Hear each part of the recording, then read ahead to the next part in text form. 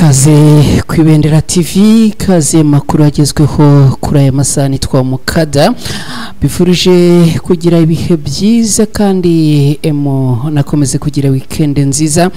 Uyu munsi ni kuwa gatandatu tariki 23 z'ukwezi kwa munani muri uyu mwaka wa 2025. Tugarutse rero makuru agezweho kuri aya masaha na makuru araza kwitsa no kwibanda burasirazuba bwa Repubulika Iharanira Demokarasi ya Kongo.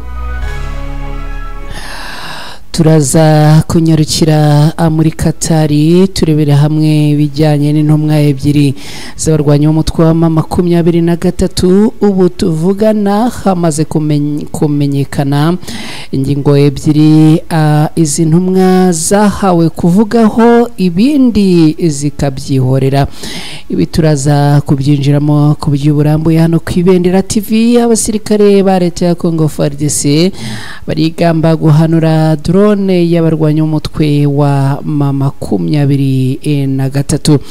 Turaza kugaruka ku gitero cyazindutse kigabwa mu nkengero za centre ya Minembwe ni muri Kivu y'Amajyepfo muri Repubulika Iharanira Demokarasi ya Kongo.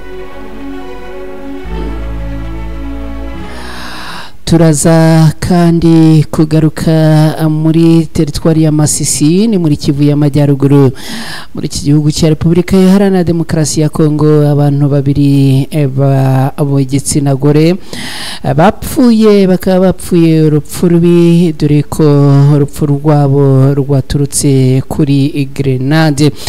Turaza kurebera hamwe uko ibi byagenze. Joseph Kabila Kabange wabaye perezida wa Repubulika Iharanira Demokarasi ya Kongo yasabiwe gupfa, abisabiwe n'igihugu cye, abisabiwe n'abo yahoze ayobora, abisabiwe kandi n'abahoze bayoborana, abisabiwe kandi n'abo yagiriye neza. Ibi byose turaza kubyinjiramo ku buryo burambuye no kwibendera TV. Nongeye kubaha ikaze mwese aho muherereye mu bice bitandukanye mu mpande enye zose z'isi, nukuvuga abaherereye mu gice cy'amajyepfo, abaherereye mu gice cy'amajyaruguru, iburasirazuba n'iburengerazuba, abaherereye mu bice byose bigize igihugu cy'u Rwanda mudukurikira atubahaye ikaze. Abantu abadukunda bikabarenga rimwe na rimwe bakanyuzamo bagafatana telefone bakaduhamagara ngo bumve uko tumerewe, namwe tubahaye ikaze cyane. Abantu baherereye mu bihugu byose bigize Afurika tubahaye ikaze. Abantu baherereye muri Leta Zunze Ubumwe za Amerika, abantu baherereye muri Canada, abantu baherereye mu Bubiligi, abantu baherereye mu Bwongereza, Norvege n'ahandi, tubahaye ikaze muri aya makuru. Namakuru mu kanya gatoya tugiye kwinjiramo ku buryo burambuye, ariko nyemerera mbanze nkwibutse gukora like. Niba wamaze kugera hano nyemerera hasi uterekeho like mbimenye ko turi kumwe. Niba kandi ari bwo bwa mbere ugeze hano kwibendera TV, nyemerera ukore subscribe. Mu gihe ukora subscribe kandi wibuke gukora no kuri ako kantu kameze nk'inzogera, ni sinye dora notification kugira ngo ubutaha amakuru ajya kugeraho datakaje umwanya wo kujya kuyashakisha, kuko tuzaduhita tuyakohereza akigera hano. Reka rero tubigenze gutya, ubundi mu kanya ngaruke twinjira muri aya makuru ku buryo burambuye.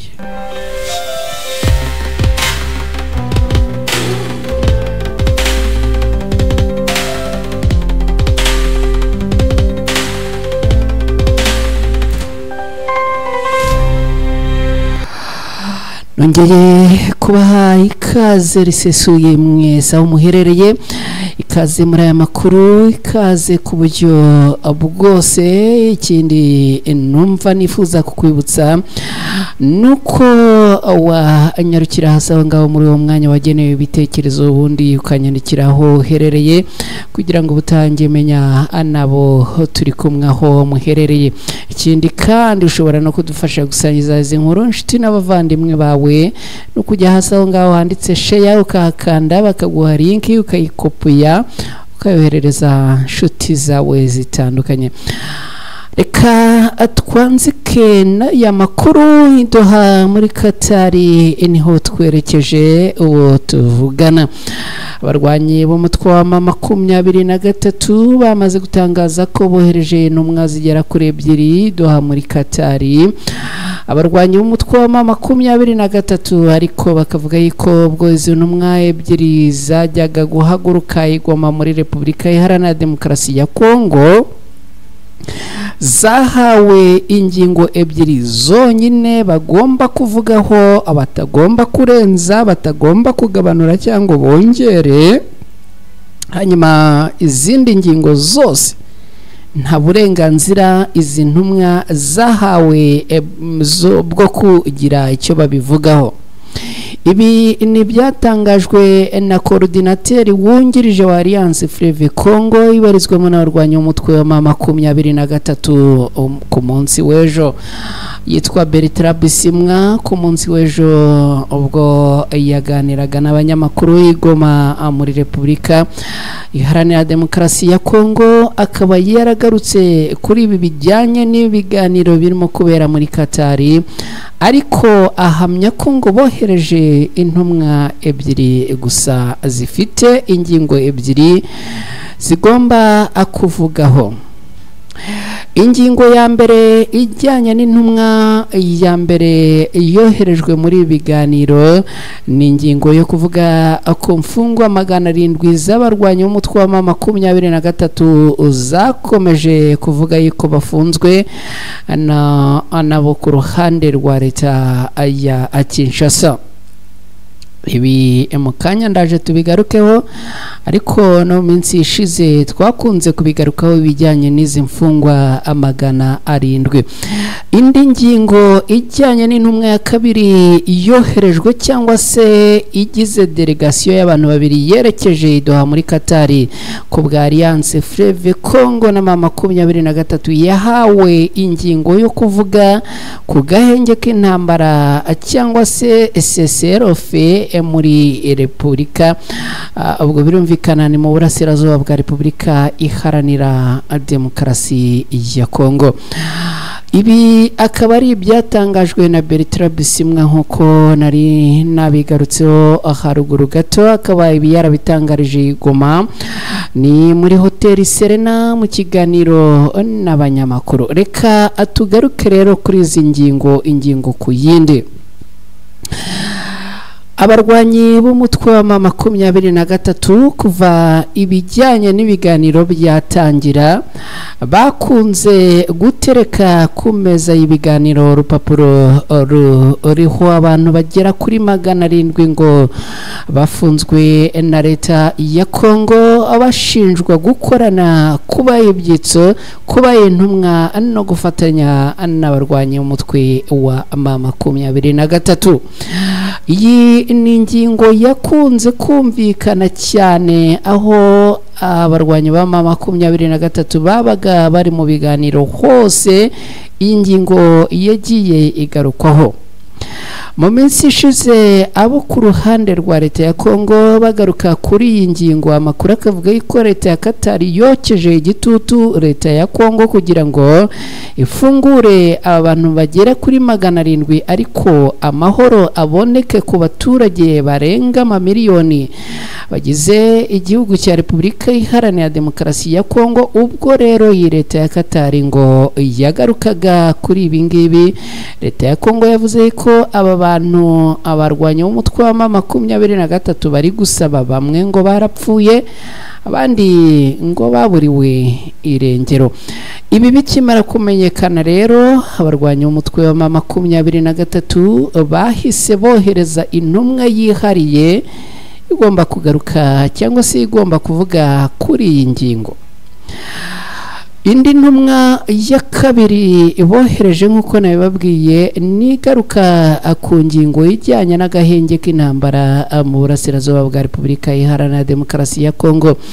Iyi ntumwa bimwe mu byo yahawe nka misiyo yo kugaragaza no kuvuga nuko ngo mu bice bimwe na bimwe bitandukanye abarwanyi b'umutwe wa M23 bagiye bagerageza gutera intambwe yo guhagarika imirwano, kuvuga agahenge k'intambara, ariko ku ruhande rwa leta ya Kongo ibintu ngo bakabivanga ndetse ngo abagabaho ibitero. Ibi ni byagiye bitambuka mu matangazo atandukanye abarwanyi b'umutwe wa M23 bashyize hanze muri iyi minsi ndetse itari na myinshi cyane.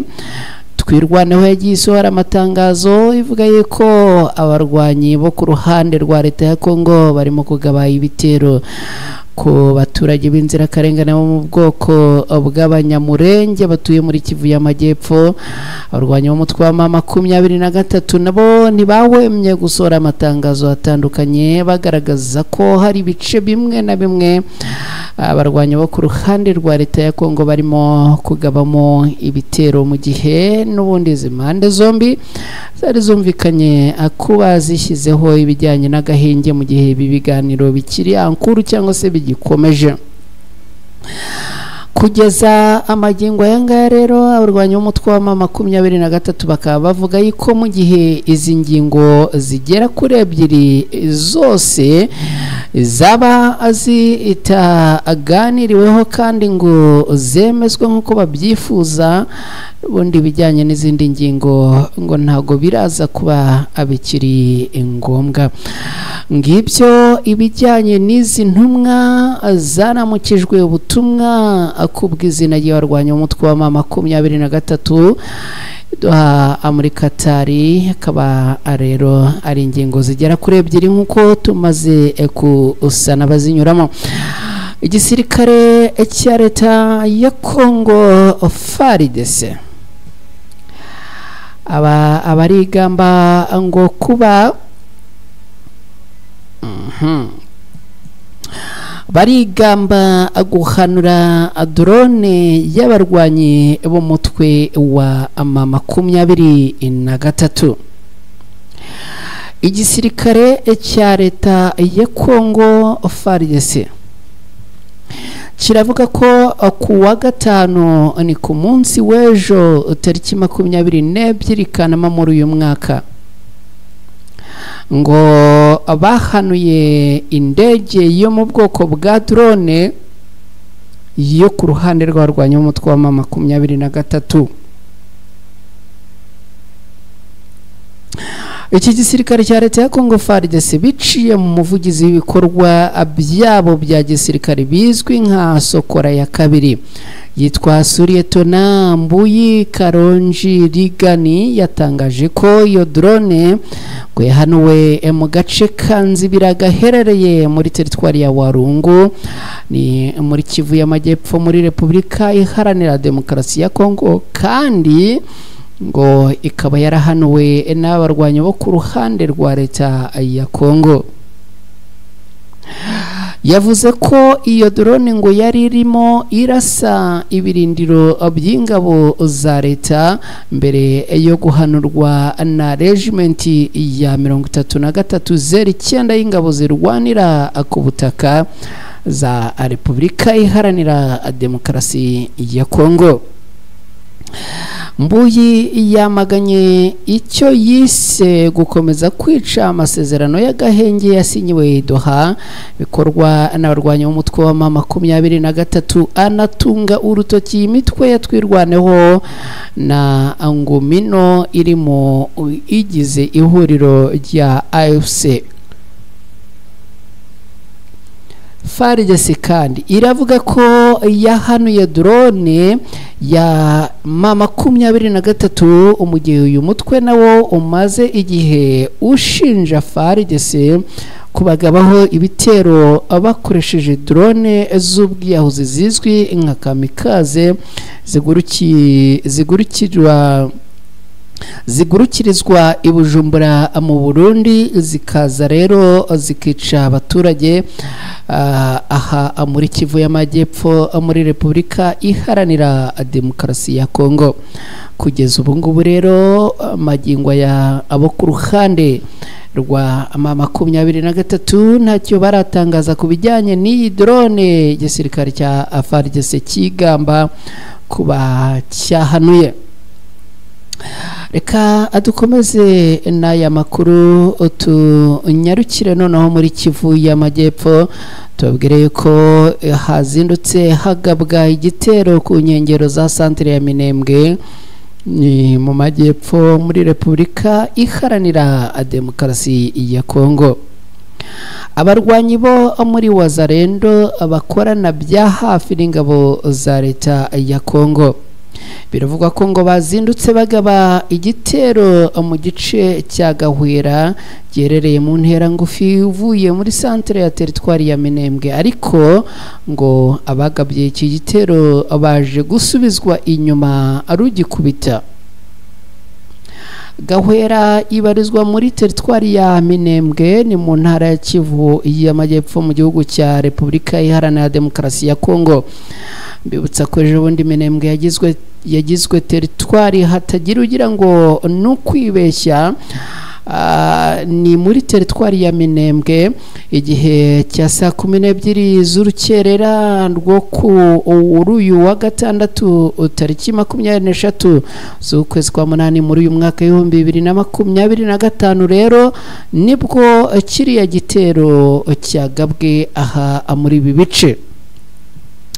Amakuru avuga ko ingabo zatwirwanaho zahise zitabara abaturage bari bagabweho kiriya gitero banagisubiza inyuma, ndetse ngo birukana Wazalendo abari bakigabye ibasubiza iyo baje baturuka. Bivugwa ko mu kukigaba izi Wazalendo ngo abaje baturuka mu nshe za Rurenge ni muri teritwari ya Fizi muri Kivu y'Amajyepfo ahazwi nko mu ndiri ikomeye ya FDLR na Wazalendo. Aya makuru akomeza avuga ko ntabyo kiriya gitero cyangije usibye ngo gushitura abaturage ndetse bakanabatera ubwoba, bikaza kurangira rero bamwe ngo ubu ngubu batangiye kugenda abashaka aho bahungira. Ibitero byaherukaga muri iki gice mu mpera z'ukwezi kwa gatandatu, kuvuga ukwezi kwa gatandatu muri uyu mwaka, aho nabwo uko bakigabyeho uko bakigabye n'ubundi ariko banahise basubizwa inyuma. Ngibyo rero ibyo twagaruka kuri iki gitero cyongeye kugabwa ahangaha mu gitondo cyo kuri uyu munsi. Amajyaruguru ya Kivu abakobwa bagera kuri 2 bishwe na grenade ni muri teritwari ya Masisi muri Repubulika Iharanira Demokarasi ya Kongo. Kuwa gatatu tariki 20 Kanama muri uyu mwaka abana 3 bo mu muryango umwe harimo witwa Dusabe Asante, harimo uwitwa Dusabe hakaba uwitwa Asante na Amani ngo baguye mu gisasu imubambiro hafi ya bariyeri ya Sake mu gace ka Masisi gaherereye mu majyaruguru ya Repubulika Iharanira Demokarasi, ni ukuvuga gaherereye mu majyaruguru ya muri Kivu y'Amajyaruguru. Abakobwa bombi rero barimo Dusabe Asante na Dusabe na Asante ngo bafite imyaka igera ku 8, hanyuma bakaba baraguye mu gitero cyase bakaba baragurishwe ni grenade. murumuna wabo muto witwa Amani we afite imyaka 3 nawe ngo yarakomeretse kandi kugeza ubu ngo akomeje kumererwa nabi mu bitaro bya CBCA Indosho Igoma mu gihe n'ubundi abakomeje kumukurikirana. Amakuru aturuka mu bitaro rero aho uyu umwana arwariye avuga ko ngo abo bana bavumbuye igikoresho giturika cyari cyatezwe hafi y'urugo rwabo maze baragikinisha bibwira ko ngo bashobora kugurisha cyangwa kugikoresha batazi akaga kacyo, biza kurangira rero kibaturikanye ibintu bihinduka ibindi gutyo, ibintu bikomeye cyane. Hanyuma rero reka twerekeze kuri Bwana Kabila wahoze ari perezida wa Repubulika Iharanira Demokarasi ya Kongo. Ubu tuvugana uyu mugabo yamaze gusabirwa igihano cy'urupfu. Bwana Kabila, urukiko rukuru rw'igisirikare cya Repubulika Iharanira Demokarasi ya Kongo rwamusabiye igihano cy'urupfu Joseph Kabila Kabange, uyu wayoboye ndetse akaza no guha ubutegetsi Tshisekedi, akaba kugeza ubu ngubu ibintu bitameze neza. Ku munsi w'ejo ku wa gatanu nibwo umushinjacyaha wa gisirikare yasabiye igihano cy'urupfu Bwana Kabila. Uyu mushinjacyaha akaba yaravuze ko ngo nta mpamvu n'imwe yatuma haba kumudohorera igihano, anasaba ko ahita atabwa muri yombi vuba na bwangu. Yavuze kandi ko Kabila ari umunyarwanda kandi ko n'igihe yayoboye Repubulika Iharanira Demokarasi ya Kongo yari intasi y'u Rwanda. Kabila bamushinja ibyaha byinshi by'intambara, byo gushyigikira imitwe yitwaje intwaro, ubugambanyi ndetse no kugira uruhare mu ishingwa ry'umutwe w'intare za Sarambwe ugamije gushyira aho akadomo ka nyuma ku butegetsi bwa Perezida Tshisekedi. Ibijyanye no kumwambura ubwenegihugu Joseph Kabila, ubushinjacyaha bwa gisirikare bwavuze ko ibyo bizafatwaho icyemezo na guverinoma ya Kinshasa. Gusa Kabila ari kuburanishwa adahari, kuri ubu akaba yibereye mu bice bigenzurwa na AFC M23, aho yageze mu kwezi kwa kane muri uyu mwaka w'2025 nyuma yaho yaravuye mu buhungiro. Ibyo rero uko ibintu byifashe akaba ari ibintu bibabaje kandi biteye inkeke. Ngibyo ibyo twagarukagaho muri aya makuru, ni updates zazigezweho muri aya masaha. Reka mbashimire cyane mwe mubana natwe umunsi ku munsi, nkomeze kubifuriza kugira ibihe byiza no kugubwa neza. Bye, ciao ciao.